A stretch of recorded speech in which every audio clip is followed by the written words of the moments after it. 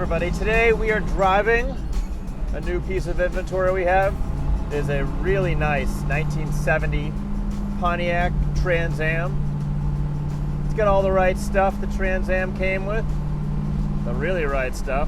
This has got a 4-speed from the factory, which is sweet. It's finished in polar white with a blue knit interior. It has the Ram Air 3 engine, and it's just off a 2-year full rotisserie restoration. So this sweet ride's been taken completely down to bare metal and rebuilt from front to rear. That includes all the drivetrain and all the other mechanical components, like the brakes, the suspension, all the steering components. The 4-speed's been rebuilt, the rear end's been rebuilt. The whole car was stripped down to bare metal. It's got all new bodywork, all new paint. All the trim was redone. All the chrome is new. All the glass is new, and it's that really nice green tinted glass the way these things came. You'll find the interior is brand new. It's all from Ames Performance. All the soft parts have been redone. The steering wheel's all new. Carpeting, headliner, dash. The gauges have been completely rebuilt.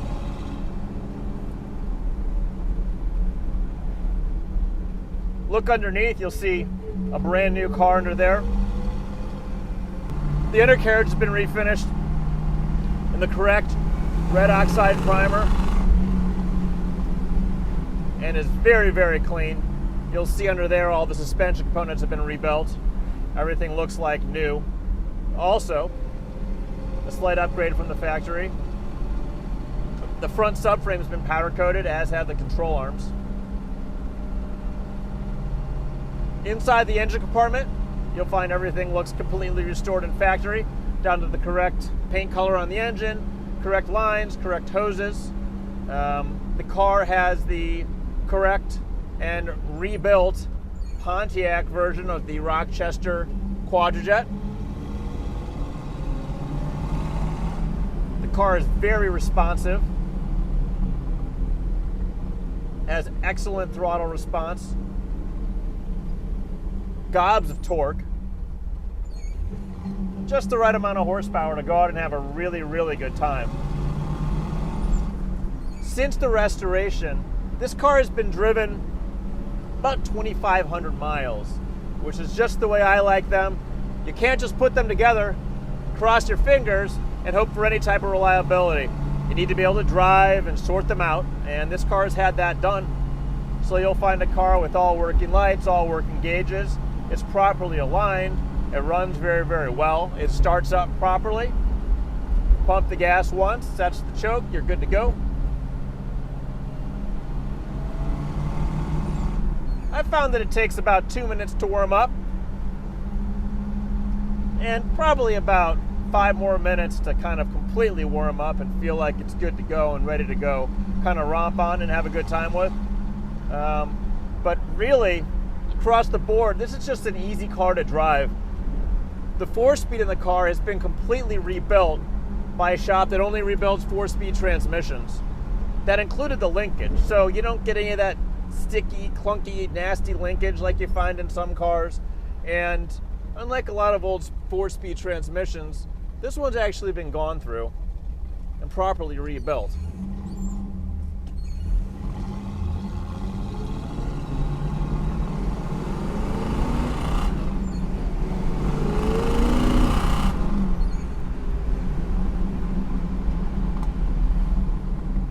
This car is pretty easy to drive. It has power steering and power brakes. Once you really get into the 4-barrel and the cam on this thing, it really lights up and takes off. Really nice acceleration.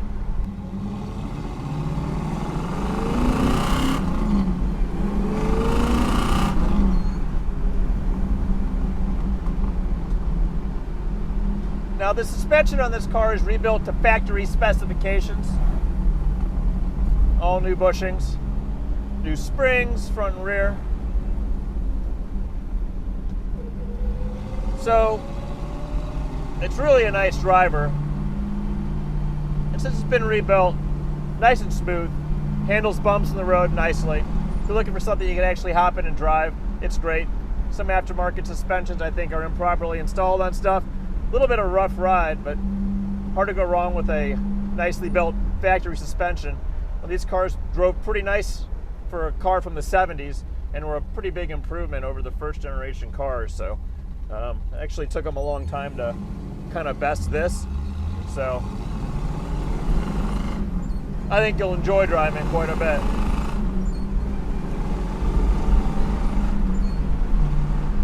This is a twisty road, but also it's got some bumps in it. It's not brand new pavement, and the car just soaks it up nicely. Power brakes come on nice smooth stop. The alignment on the car is right as well, so the steering wheel's straight. It doesn't pull left or right. I'd call it confidence inspiring. Out back, we've got the 331 gears. Those are the gears that this car came with, but the rear end has been completely rebuilt. In terms of the wiring, the original wiring in the car was in really good shape, so they kept that. But out back and up front, we've got new wiring from M&H. They build nice stuff for Pontiacs, and you know, she's ready to rip. The car doesn't have a bunch of cheesy aftermarket accessories tied into that wiring, so there's nothing in there to drag down your battery and make it not start on you. Just nice, simple, clean, original stuff.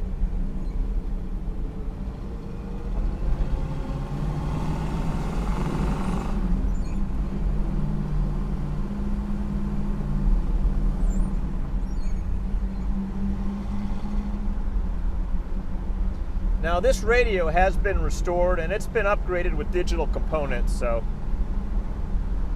it is an FM AM unit and it looks completely original.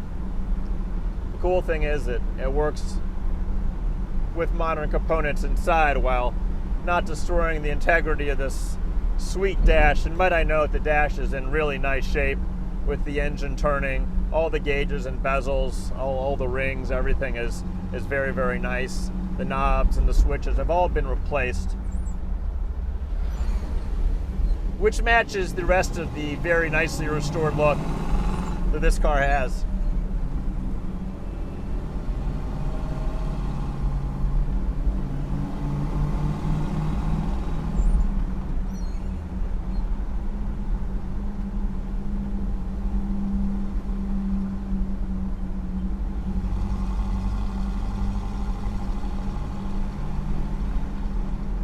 The exhaust system on the car is the Super Duty exhaust, they call it, from Ames Performance.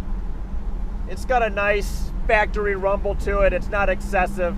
You know there's a muscle car coming, but you're not going to see any frowning faces when you roll by and the thing's just blaring. The neighbors will probably still like you after you buy it and pull out at 7 in the morning, so good sounds from this engine come out from that exhaust, but it's not obnoxious or excessive, you know. Those kind of exhaust systems are a lot of fun for the first couple hundred miles, then probably find that you're even sick of them.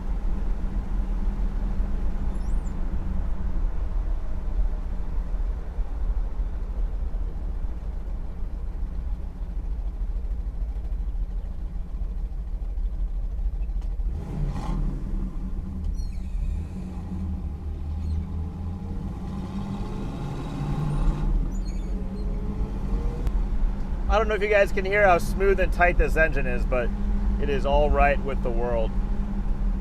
It doesn't have an excessive cam. Engine's built to factory spec, so start up real nice and smooth. A little bit of a lobe to it, but not too much, not obnoxious. We find that more people want stuff that they can hop in and drive reliably these days, more than anything. And this car fits right into that.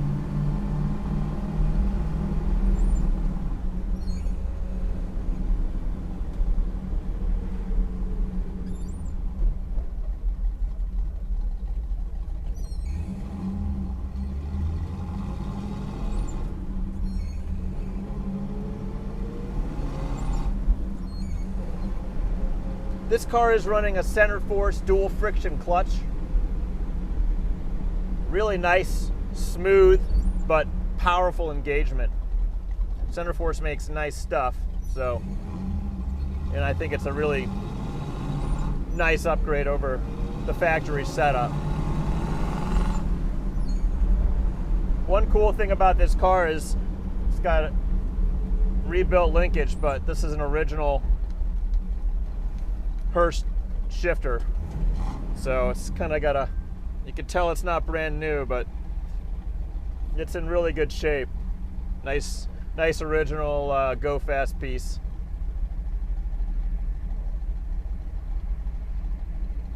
So I'm sitting here at an idle. The car is completely warmed up, about 800 RPM. Real nice, mild-mannered car. Don't have to keep it going with the gas or anything. It's, the carburetor is tuned properly. The timing is right where it should be. And she just sits here and hums. You can see that shaker option that all the Trans Ams came with. Just moving back and forth nicely there. All the Trans Ams also came with power steering and power brakes. Not a lot of people know that. Probably the most notable exterior feature are the flares on the fenders, the really cool spoiler in the front end. The cars just look mean.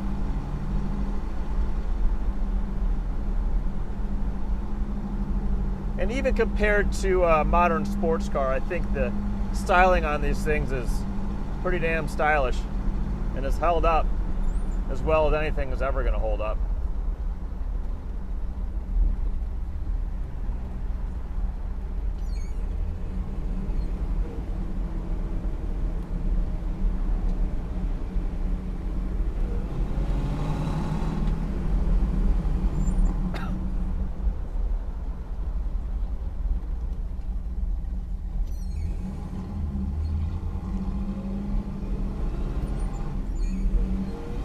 Well, that concludes our test drive. Thanks for riding along, learn about the car. If you want to learn more, go to classiccarstudio.com. You can always find us on Facebook and Instagram. If you're in the area, feel free to stop by the shop. See ya.